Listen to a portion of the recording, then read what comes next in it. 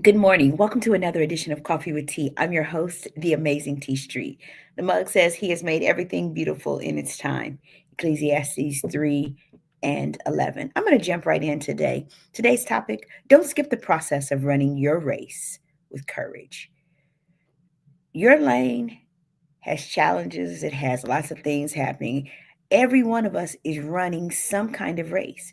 Some of us, if you're a student, you're running an academic race. Some of us have jobs and we're running professional races. Some of us are like seeking God more diligently. And so we have a spiritual race. And some of us are running an emotional race, just trying to keep our mental health intact. And while everyone's lane may look different, one thing is guaranteed: you cannot run your race without courage. Okay, let me rephrase. You cannot run your race well without courage. And let me start by prefacing and saying that courage is not the absence of fear, it's the strength to keep moving even while fear rides shotgun in the seat over here.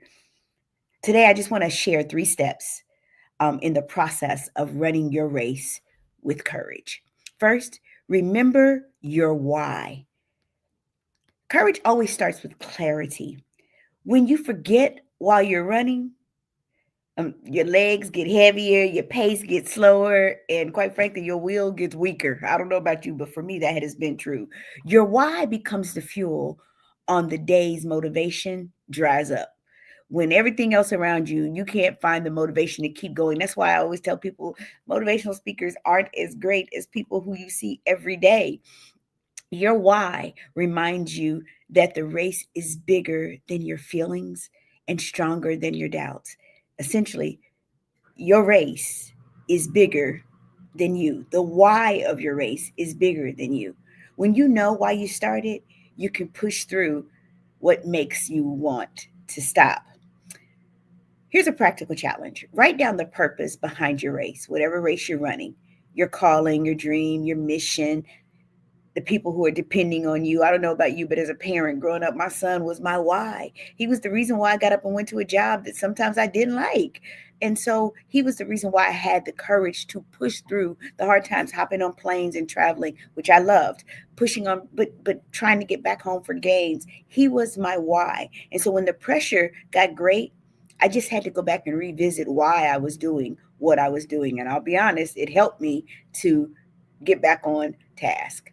Run at your own pace and in your own lane. Nothing kills courage faster than comparison. We lose heart when we start measuring our mile against someone else's marathon. Can I just tell you, I don't run anyone's race better than my own.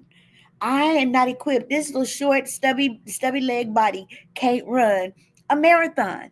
But you know what? I can run 100 meters. I can do that. I might even be able to hit a 2 meter. And can I tell you, there's some days when I hit on the treadmill where I can run a mile or two. But that's my race. I see people in the gym, and I'm never comparing the fact that they're running 35 miles on the treadmill. Can I just tell you, that's not my race. My race is a good run, walk, 2 miles with some weights while I'm doing it. That's my race. How do we do that? How do you run your race in your lane with courage? Well, first of all, focus your energy forward. Honor the pace that God has given you, and you trust the timing of your growth. Can I tell you, it takes me a little bit longer to digest material than it does some other people. Some people are speed readers and speed comprehenders. I'm a slow reader, but a strong comprehender. I can comprehend information pretty quickly and then digest it and then spit it out in ways that I can teach it to other people. But guess what? That's just the way that I process. My process of growth in life has always been different. Y'all, I always came to the party late. My sister came into the world mature. Y'all, I've been immature for a whole lot of my life. It took me years to gain emotional maturity in the way that I needed to so that I could grow into a better human being. But guess what? Her race wasn't my race, and I couldn't run her race. And you know what? Try as my mother wanted to, she couldn't run mine. Lean into strength greater than your own. I don't think that I have to run life by myself. I'm so blessed and so grateful that I don't ever have to run this life and this race of mine alone. I run a relay race, y'all. And sometimes when I'm tired, there are people who come along beside me. They don't run in my lane. They just come in the two lanes beside me and give me courage and remind me that I can do it. Even the strongest runners get tired. Courage isn't just about inner strength, it's about source strength. Where do you get your source of energy from? When your strength runs out, there's a deeper well that you can draw from. The strength of my faith is how I keep running life's race, even when it's hard. The strength of community, the people that I've been blessed to surround myself with, the strength of mentors and supporters and loved ones who come alongside me and say, "You can do hard things, T," who come and remind me of my faith. You can do all things through Christ who strengthens you, T. The strength of God who equips and sustains me and pushes me towards the finish line. You were never meant to run alone. Courage grows when we let other people cheer us on, speak into our lives. Now, don't let everybody speak into your life. That's my caveat. I'm not going to stay there, though. It allows us to be reliant upon other people because we can. What an amazing thing to know that I could run the race by myself, but to know that I don't have to. Running your race with courage is not a one time decision. If you want to run it with courage, remember your why on the hard days when it's hard to push through.